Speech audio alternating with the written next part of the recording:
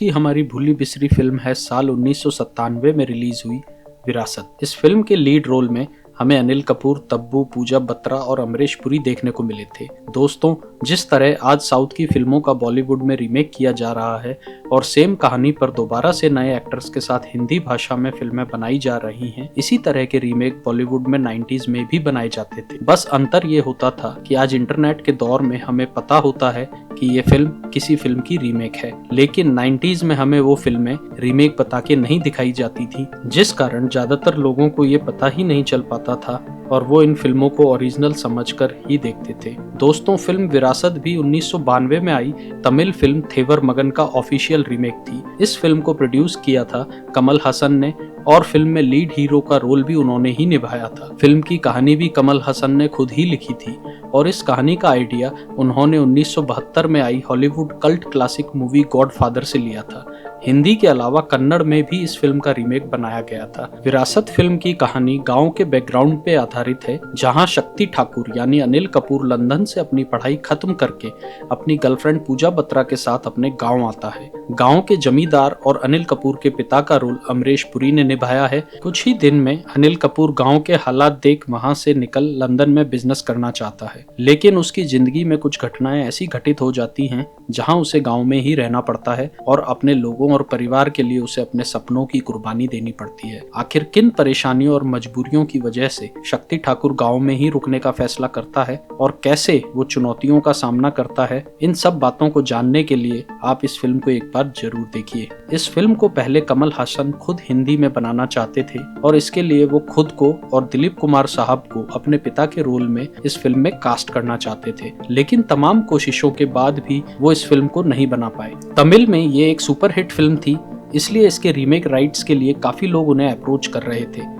इसी कारण उन्होंने इस फिल्म के हिंदी रीमेक राइट्स को बेचने का फैसला किया। यह उनके लिए काफी मुश्किल भरा फैसला था। कमल हसन ने यहाँ तक कह दिया था फिल्म के रीमेक राइट्स खरीदारों को कि ये उनके लिए अपनी बेटी का हाथ किसी के हाथ में शादी के लिए देने जैसा है। विरासत फिल्म के मेकर और प्रोड्यूसर मुशीर रियाज ने भी कमल हसन की भावनाओं की कद्र करते हुए फिल्म को बनाने में पूरी मेहनत की। हालांकि ये उनके द्वारा प्रोड्यूस की गई आखिरी फिल्म थी। फिल्म को बनाने में काफी उतार चढ़ाव आए और समय समय पर फिल्म में काफी चेंजेस भी करने पड़े। दोस्तों, शुरुआत में ये फिल्म धरती टाइटल से बनाई जा रही थी, फिर इसका टाइटल मुखिया रखने का सोचा गया और अंत में विरासत टाइटल फाइनल हुआ। इस फिल्म को डायरेक्ट कर रहे थे जेपी दत्ता, लेकिन कुछ समय बाद ही जेपी दत्ता अपनी एक और फिल्म में बिजी हो गए और वो फिल्म थी बॉर्डर। इस कारण उन्होंने विरासत फिल्म को छोड़ दिया और सारा फोकस अपनी फिल्म बॉर्डर पर लगा दिया। फिल्म के तमिल वर्जन को डायरेक्ट किया था भरथन ने। जेपी दत्ता के बाद फिल्म के मेकर्स ने भरथन के नाम पर भी विचार किया, यहाँ तक कि फिल्म के प्रोड्यूसर मुशीर रियाज ने भरथन से मीटिंग भी की फिल्म को लेके और अमरीश पुरी वाले रोल के लिए राजकुमार साहब को अप्रोच किया गया था। तमिल डायरेक्टर भरथन ने राजकुमार के साथ अपनी पहली मुलाकात में खुद को उनका बहुत बड़ा फैन बताया। हालांकि किसी का फैन होना कोई बुरी बात नहीं है, फिर भी फिल्म के प्रोड्यूसर को लगा कि भरथन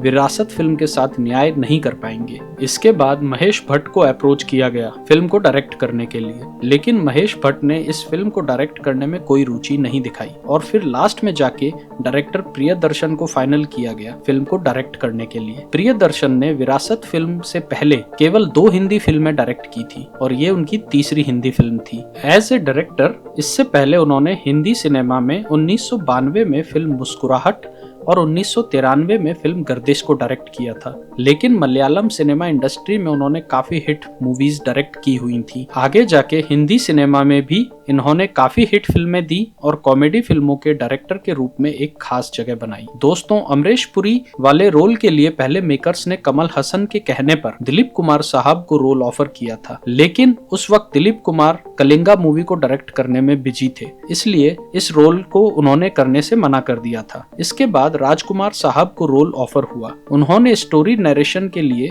समय भी दिया, लेकिन फिल्म की टीम में से कोई स्टोरी नरेट करने के लिए नहीं पहुंचा, जिससे राजकुमार साहब नाराज हो गए। बाद में जब उन्हें मनाया गया तब तक जावेद अख्तर की फिल्म में एंट्री हो चुकी थी। राजकुमार साहब को लगता था कि जावेद अख्तर इस फिल्म के लिए सही चॉइस नहीं है और उन्होंने खुद को इस फिल्म से दूर कर लिया। इसके बाद मेकर्स ने नसीरुद्दीन शाह को भी ये रोल ऑफर किया, पर उनसे भी बात नहीं बन पाई। दोस्तों, फिल्म मेकर्स की पहली पसंद इस फिल्म के लीड हीरो के रोल के लिए शाहरुख खान थे, लेकिन उन्होंने इस फिल्म को करने से मना कर दिया था। फिर ये रोल अनिल कपूर को ऑफर हुआ। हालांकि राइटर जावेद अख्तर को ऐसा लगता था कि अनिल कपूर इस रोल के लिए फिट नहीं है, लेकिन फिल्म के मेकर्स और डायरेक्टर ने अनिल कपूर पर पूरा भरोसा जताया और अनिल कपूर ने भी उनको सही साबित किया और उनके अभिनय की काफी तारीफ हुई। दोस्तों, तब्बू वाला रोल सबसे पहले जूही चावला को ऑफर हुआ था, पर उनके मना कर देने के बाद ये रोल मनीषा कोइराला को ऑफर किया गया। मनीषा उस समय अपनी अन्य फिल्मों में बिजी थी, इस कारण उनके पास डेट्स नहीं थी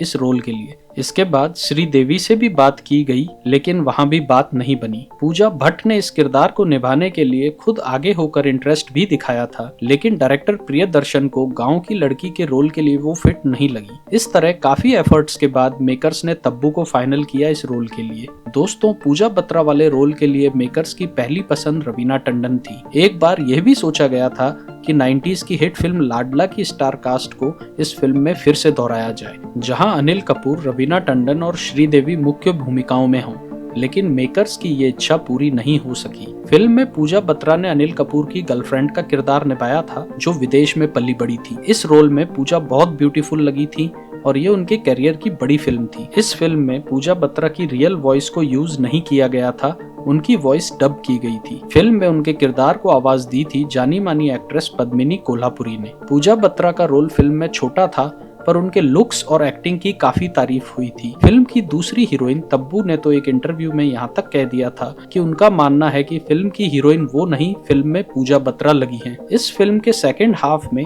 गांव के मुखिया के रोल में ढलने के लिए अनिल कपूर ने काफी वेट इंक्रीज किया था, ताकि उनकी पर्सनैलिटी दमदार दिख सके। इस फिल्म में विलन के रोल के लिए अनिल कपूर आदित्य पांचोली को कास्ट करवाना चाहते थे, लेकिन उस समय आदित्य पांचोली का बोनी कपूर के साथ एक विवाद हो गया था। उन्होंने बोनी कपूर को धमकाया भी था, जिस कारण बोनी कपूर ने आदित्य के खिलाफ पुलिस कंप्लेंट भी की थी। इस विवाद के बाद अनिल ने उनको फिल्म में कास्ट करने की बात भुला दी और बाद में वो रोल मिलिंद गुनाजी ने निभाया। दोस्तों, बॉलीवुड के जाने माने story writer director Neeraj Vora ने भी इस फिल्म में एक रोल किया था और उन्होंने फिल्म का स्क्रीन प्ले भी लिखा था, लेकिन उनको उसके लिए कोई फीस या क्रेडिट नहीं मिला था। लेकिन इस फेवर की वजह से उनकी दोस्ती प्रियदर्शन के साथ हो गई और बाद में दोनों ने मिलकर बॉलीवुड में काफी काम किया। दोस्तों, तमिल वर्जन में अमरीश पुरी वाला रोल शिवाजी गणेशन ने निभाया था और कमल हासन की एक और फिल्म चाची 420 में भी जो रोल शिवाजी गणेशन ने निभाया था, हिंदी वर्जन में उसी रोल को अमरीश पुरी ने निभाया था। दोस्तों, विरासत फिल्म 3 महीने में शूट और एडिट होकर तैयार हो गई थी, लेकिन मेकर्स ने इस फिल्म को लगभग 6 महीने बाद 30 मई 1997 को रिलीज किया। उनका कहना था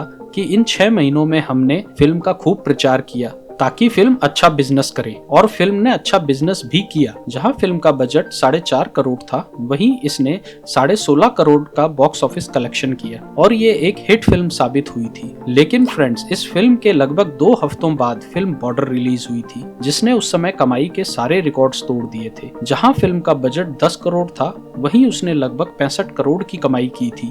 इस वजह से फिल्म विरासत को केवल 2 हफ्ते ही मिले थे कमाई करने के लिए सिनेमा घरों में। शायद मेकर्स इसे जल्दी रिलीज करते तो ये मूवी और बड़ी हिट हो सकती थी। तो दोस्तों, ये थी आज की हमारी कहानी। फिर मिलेंगे जल्दी किसी पुरानी फिल्म को याद करने के लिए।